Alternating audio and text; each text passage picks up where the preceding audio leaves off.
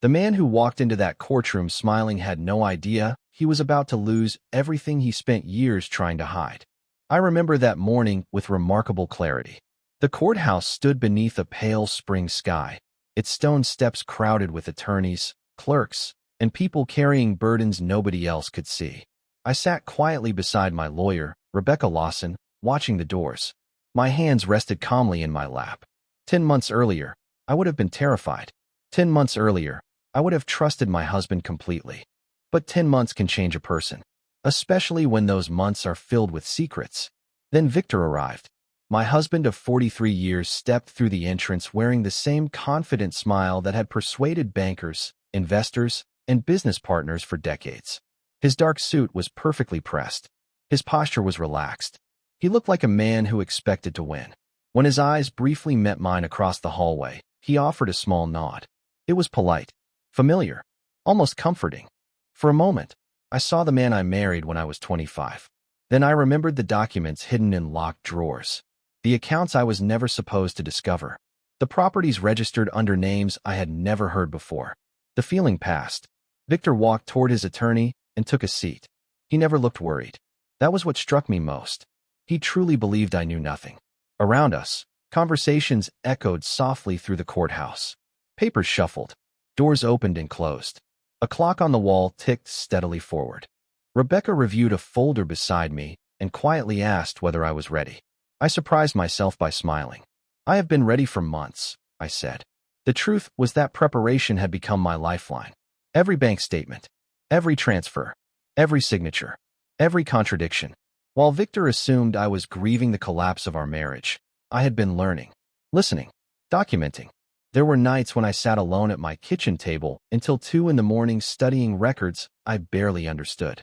There were afternoons spent meeting accountants and legal advisors. Piece by piece, a picture emerged. Not all at once.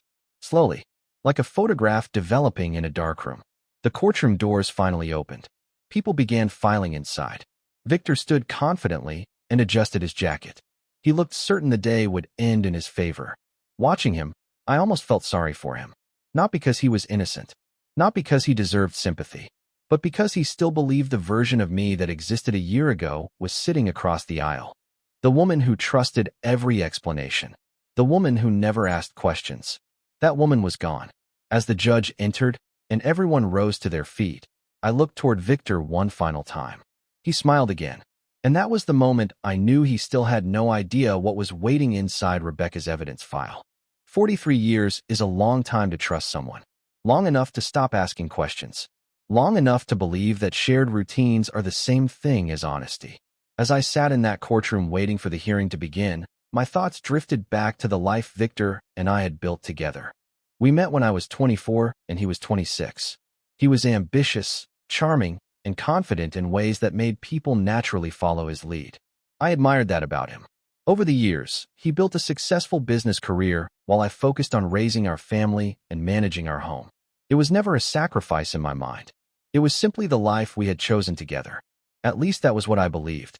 We bought a modest house during our first year of marriage. Later came a larger home in a quiet Ohio suburb. We celebrated promotions, birthdays, anniversaries, and holidays. We survived difficult years and enjoyed good ones. To anyone looking from the outside, we seemed like a couple who had figured life out. Friends often told us how fortunate we were. I believed them. One thing I never questioned was money. Victor handled nearly all financial matters. He paid bills, managed investments, met with advisors, and reviewed tax documents. Whenever I asked whether everything was in order, his answer was always the same. Do not worry. I have it covered. And I trusted him. Why would I not? He was my husband. Then, about a year before the divorce proceedings began, small things started feeling different. Nothing dramatic. Just details that did not quite fit. Victor became more protective of his office. Financial statements stopped arriving in places where I normally saw them. Conversations about retirement became strangely vague. If I asked a question, I received an answer that sounded complete without actually explaining anything. At first, I ignored the feeling. Nobody wants to believe something is wrong after 4 decades of marriage. One afternoon, however, I noticed a withdrawal from a joint account. The amount was large enough to catch my attention. When I asked Victor about it, He smiled and told me the bank had processed a transaction incorrectly. The explanation sounded reasonable. I accepted it. A few weeks later, another unexplained movement of money appeared. Then another. Each time, there was a simple explanation. Each time, I wanted to believe him. Looking back now, I realize trust can sometimes become a habit. You stop evaluating information because you assume the source has already earned your confidence. That was exactly where I found myself. Sitting in that courtroom months later, I finally understood something important. The first lie rarely destroys a marriage. It is the willingness to keep believing it that causes the real damage. And unfortunately, I was about to discover that those missing funds were only the beginning. The second unexplained transfer should have been the moment I started asking harder questions. Instead, I did what many people do after decades of marriage. I accepted the explanation I wanted to believe. Victor always had an answer ready. He spoke with confidence, and confidence can be remarkably persuasive when it comes from someone you have trusted for most of your life. A month after the first missing funds appeared, I noticed another transaction while reviewing a statement that had been left on the kitchen counter. This one was even larger. The money had moved through multiple accounts before disappearing into a destination I did not recognize. When I asked Victor about it, he barely looked up from his laptop. He told me it was related to a temporary business restructuring and assured me everything would be reflected correctly at the end of the quarter. His explanation sounded technical enough that I felt almost embarrassed for questioning it. Looking back, that embarrassment was exactly what kept me silent. Over the following weeks, other small changes began accumulating around me. Victor started spending more evenings in his home office. He became unusually protective of passwords and financial records. Documents that once sat openly on his desk were suddenly locked away. Whenever I entered the room unexpectedly, he minimized screens or changed subjects. None of those actions proved anything on their own. Yet together they created a feeling I could no longer ignore. One Saturday morning, I decided to organize old household files stored in the basement. It was a task I had postponed for years. Dust covered many of the boxes, and most contained ordinary records such as utility bills and insurance paperwork. Then I found something unusual. Tucked inside a folder from 3 years earlier was a property tax notice for an address I had never seen before. At first, I assumed it was a clerical mistake. We own no property at that location. At least, I did not think we did. I carried the document upstairs and asked Victor about it. For the briefest moment, his expression changed. It happened so quickly that another person might have missed it. Surprise. Then it disappeared. He laughed softly and told me the property belonged to a former business partnership that had been dissolved years ago. According to him, the notice had simply been misfiled. Once again, the explanation sounded reasonable. Yet this time something felt different. Instead of feeling reassured, I felt unsettled. That evening, after Victor went to bed, I sat alone on the back patio watching the lights from neighboring homes glow against the darkness. For the first time, I allowed myself to consider a possibility I had avoided for months. What if the problem was not a single transaction? What if the problem was not a simple accounting error?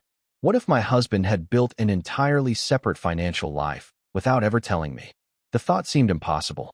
Yet as I stared into the quiet night, I realized something even more troubling. The evidence was beginning to suggest that impossible things were exactly what I needed to investigate. The next morning, I did something I had never done in 43 years of marriage. I started verifying information instead of accepting it. That decision sounds simple now, but at the time it felt enormous. For decades, Victor had been the expert in financial matters. He understood investments, taxes, business structures, and legal documents. I understood our family, our home, and the countless details that held our lives together. We each had our roles. At least, that was how I had always seen it. Now I was beginning to wonder whether those roles had given him opportunities one never noticed. While Victor was away at work one afternoon, I returned to the property tax notice I had found in the basement. The address was still sitting on a sheet of paper beside my laptop. Curiosity led me to search public records. I expected to find nothing. Instead, I found a property. Not a mansion, not a vacation home. A small commercial building located nearly 90 miles away. What caught my attention was not the building itself. It was the ownership record. The property was connected to a limited liability company I had never heard of before. I stared at the screen for several seconds. Then I searched the company name. More records appeared. additional filings, additional addresses, additional business registrations. By evening, I had filled several pages of a notebook with names, dates, and connections that made little sense to me. Yet one thing was becoming clear. These were not random transactions. They were part of a structure. Over the next few weeks, I continued quietly researching whenever opportunities presented themselves. The deeper I looked, the more complicated the picture became. There were companies connected to other companies, mailing addresses linked to business entities, financial relationships that seemed intentionally difficult to follow. Some records contained Victor's name directly, others connected to people I did not recognize. Each discovery raised more questions than answers. The most unsettling moment arrived late one Thursday evening. Victor had fallen asleep in front of the television. While turning off a lamp nearby, I noticed a folder partially visible inside his briefcase. I had no intention of searching through his belongings. Yet a single page near the top displayed a familiar company name I had already encountered during my research. My heart began to race. The next day, I scheduled a consultation with an attorney recommended by a longtime friend. That attorney was Rebecca Lawson. I arrived carrying a folder filled with notes and uncertainty. For nearly 2 hours, Rebecca reviewed the information I had gathered. She asked careful questions. Occasionally, she wrote something down. When we finally finished, she closed the folder and looked directly at me. "Eleanor," she said gently, "I think there is much more here than you realize." Her words stayed with me during the drive home. Not because they frightened me, because they confirmed something I had been reluctant to admit. The missing money was never the real story. The real story was that my husband appeared to have built an entire financial world beyond the one we shared. And for the first time, I was beginning to see the edges of it. What Victor never understood was that people often reveal their assumptions long before they reveal their intentions. The more information Rebecca and I uncovered, the more obvious one assumption became. Victor believed I would never challenge him. He believed I would remain exactly who I had always been in his eyes. Trusting, passive, uninterested in financial matters. A few weeks after my first meeting with Rebecca, that belief became impossible to ignore. We were reviewing documents in her office when she pointed to a series of transfers connected to several business entities I had never heard of before. The amounts were significant, not enough to attract public attention, but certainly enough to alter the financial picture of a marriage. Rebecca carefully explained how assets can sometimes be moved between accounts, companies, and investments in ways that make them difficult to track. Everything she showed me was perfectly legal on the surface. The problem was not the existence of the transactions. The problem was that none of them had ever been disclosed to me. As I listened, I felt something unexpected. Not anger, clarity. For months, I had been trying to understand why Victor seemed so confident. Now I was beginning to see the answer. Confidence often comes from believing nobody is looking closely. That evening, I attended a dinner gathering with several longtime friends. Victor was there, moving comfortably through the room, shaking hands and telling stories. People admired him. They respected his business success. More than once, I heard someone joke that Victor probably knew more about money than the rest of us combined. Each compliment seemed to reinforce the image he had spent decades building. At one point, I found myself standing near a group conversation where someone asked whether I planned to become involved in managing finances after the divorce. Before I could answer, Victor laughed lightly and said, "Eleanor has never enjoyed dealing with numbers." Everyone smiled politely. So did I. Yet his comment stayed with me. Not because it was cruel, because it revealed exactly how he saw me. He genuinely believed I lacked the interest or ability to understand what he had been doing. On the drive home, I thought about all the years I had spent organizing our household, balancing schedules, solving family problems, and managing responsibilities that never appeared on financial statements. Those skills had value. They required observation, patience, and judgment. The same qualities were helping me now. Over the following month, Rebecca and I continued gathering records. Bank statements, property filings, corporate registrations, tax documents. Each discovery added another piece to the puzzle. Slowly, the confusion that had once overwhelmed me began turning into understanding. Meanwhile, Victor appeared increasingly confident. He had already started discussing future plans with friends. He spoke as though the outcome of the divorce was inevitable. Watching him, I realized something important. He was preparing for victory. I was preparing for the truth. and those two things were about to collide in a way he never expected. The evidence box started as a simple cardboard file container that Rebecca handed me during one of our early meetings. At the time, it seemed almost symbolic, a place to keep copies of records while we sorted through questions that still had no clear answers. Months later, that same box could barely close. Every folder inside represented a discovery. Every document represented a piece of a story Victor never expected anyone to assemble. By then, gathering information had become part of my routine.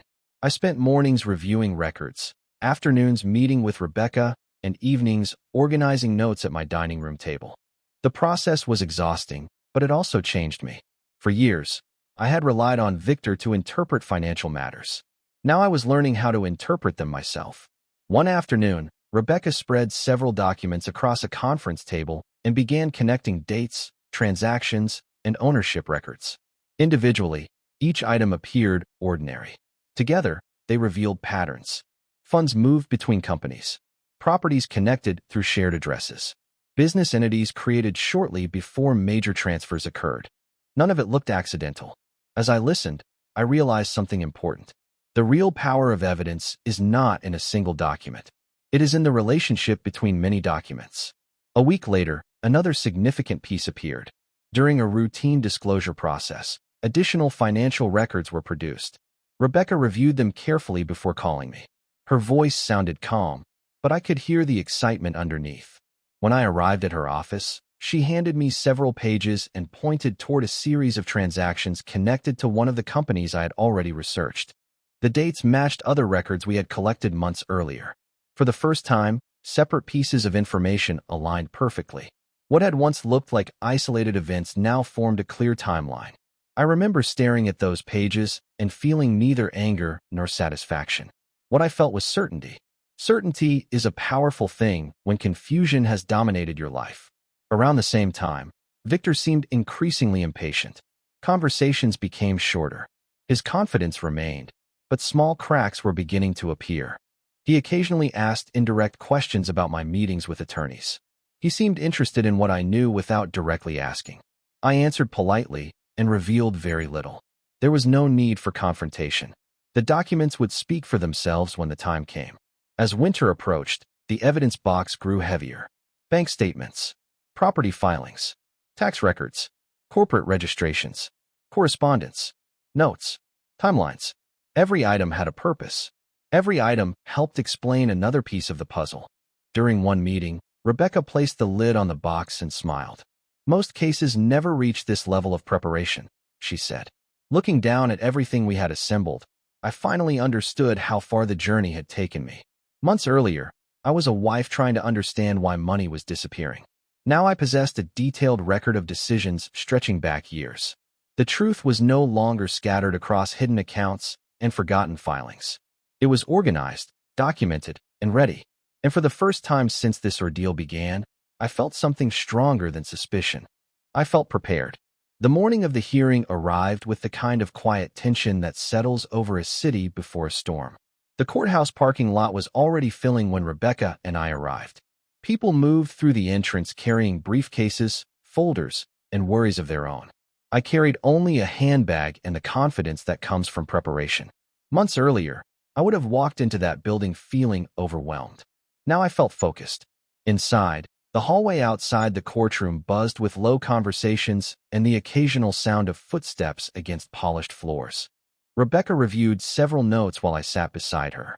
We spoke very little. There was nothing left to rehearse. The facts were documented. The records were organized. All that remained was presenting them. Then Victor appeared.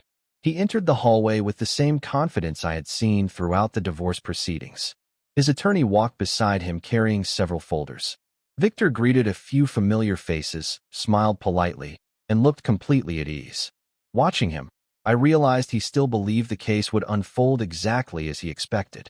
He nodded toward me as though we were attending a community meeting instead of a legal hearing that would determine the future of everything we had built together. A few minutes later, everyone entered the courtroom. The room itself was smaller than many people imagine. No dramatic atmosphere, no grand speeches, just a judge, attorneys, documents, and decisions. Yet for me, it felt like the most important room in the world. Once proceedings began, the initial discussions followed a predictable pattern. Financial disclosures were reviewed. Statements were summarized. Positions were explained. Victor remained composed throughout. Several times I noticed him leaning back comfortably in his chair. Then Rebecca stood. She carried a folder from the evidence box we had spent months building. Her voice remained calm as she began introducing records connected to several business entities. One document led to another. Dates aligned with transfers. Ownership records connected with property filings. Financial statements matched information from corporate registrations. Nothing dramatic happened. No raised voices. No arguments. Yet the atmosphere in the room slowly changed. I could feel it. The judge became increasingly attentive. Opposing counsel requested additional time to review certain exhibits. Questions became more specific. Details that once appeared unrelated suddenly formed a coherent timeline. For the first time all morning, Victor stopped smiling. It happened gradually. A slight tightening around his eyes. A longer pause before answering a question. A glance toward his attorney. Small changes, but impossible to miss if you knew him as well as I did. Rebecca continued methodically. One document after another. One connection after another. She never exaggerated. She never speculated. She simply presented facts. Sitting there, I realized the true surprise was not hidden inside a single piece of evidence. The surprise was that someone had taken the time to assemble the entire picture. As the hearing paused for a short recess, Victor looked across the courtroom toward me. For months, he had assumed I knew very little. Looking into his eyes that morning, I finally understood something. He was beginning to realize how much I actually knew. When the recess ended, the atmosphere inside the courtroom felt noticeably different. Nothing visible had changed. The same judge sat at the bench. The same attorneys occupied their tables. The same documents rested in neatly organized folders. Yet a new sense of focus filled the room. Questions that had once seemed routine were now being examined more carefully. Connections that had appeared unrelated were being viewed together instead of separately. Rebecca returned to her presentation with the same calm precision she had maintained throughout the hearing. One by one, she continued building the timeline. Property records were compared against financial disclosures. Business registrations were matched with transaction histories. Dates that once looked ordinary suddenly carried significance when viewed alongside other records. I watched quietly as the picture became clearer. The strength of our case was never based on a dramatic revelation. It was based on consistency. Every document supported another document. Every record pointed toward the same conclusion. Across the room, Victor remained composed, but years of marriage had taught me how to recognize subtle changes. His confidence no longer appeared effortless. He spent more time consulting with his attorney. He reviewed notes more frequently. Several times, he adjusted his glasses and reread documents that had already been discussed. The details were small, but they mattered. For the first time since the proceedings began, he looked like a man reacting rather than controlling. As the afternoon continued, additional records were introduced. Some involved properties connected to business entities. Others involved financial accounts that had not initially appeared in earlier disclosures. Each item added context. Each item expanded the overall picture. The judge asked several detailed questions regarding ownership structures and reporting requirements. Rebecca answered carefully. Opposing counsel responded as well. The discussion remained professional, but the direction was becoming increasingly clear. What struck me most was how ordinary the evidence appeared when viewed individually. A transfer here, a filing there, a company registration, a property record. Nothing looked extraordinary on its own. Yet together they described years of decisions that had never been fully shared within a marriage that lasted more than 4 decades. Late in the afternoon, the judge reviewed several exhibits in silence. The courtroom became unusually quiet. Even the sounds of shuffling papers seemed to disappear. The judge did not issue a dramatic speech.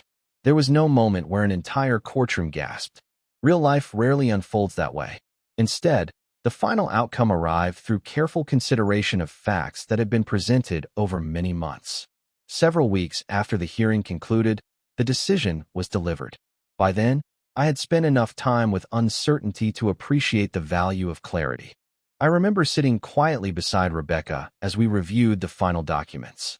Outside her office window, spring sunlight reflected off nearby buildings.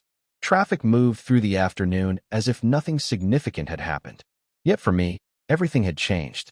The findings reflected what the evidence had demonstrated. Financial interests that had not been properly disclosed were taken into account. Property holdings connected through various business entities were evaluated. Records that once existed in separate files had finally been examined together. The result was not based on emotion. It was based on information. That mattered to me more than anything else. For months, Victor had assumed the truth would remain scattered across documents nobody would ever connect.